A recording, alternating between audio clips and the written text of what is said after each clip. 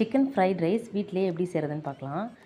கடாயில் 2 ஸ்பூன் எண்ணெய் விட்டுட்டு 2 முட்டையை உடச்சி ஊற்றுக்கிறேன். கூடவே கட் பண்ண பெரிய வெங்காயம், கேரட், பீன்ஸு, கோஸு இது எல்லாமே சேர்த்து கொஞ்சம் வதக்கிட்டு 1/2 ஸ்பூன் இஞ்சி பூண்டு பேஸ்ட்டும் 1/2 ஸ்பூன் சால்ட்டும் சேர்த்து மிக்ஸ் பண்ணிக்கிறேன்.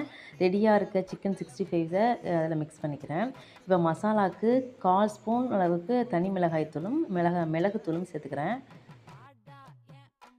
2 ஸ்பூன் அளவுக்கு soya sauce, 1 spoon tomato sauce, 1 spoon chilli sauce சேர்த்துக்கிறேன். எல்லாமே நல்லா கலந்து மிக்ஸ் பண்ண பிறகு நம்ம ரெடியாக வச்சுருக்க வடித்த சாதத்தை இதில் சேர்த்துக்கலாம். சாதத்தில் உப்பு போட்டு வடிச்சிருக்கோம், ஸோ சரியாக இருக்கும். எல்லாத்தையும் கலந்து இறக்கிட்டிங்கன்னா சூப்பரான சிக்கன் ஃப்ரைட் ரைஸ் ரெடி. வீட்டிலேயே ஹோட்டல் ஸ்டைல் டேஸ்ட்டில் ரொம்பவே டேஸ்டியாக இருக்கும்.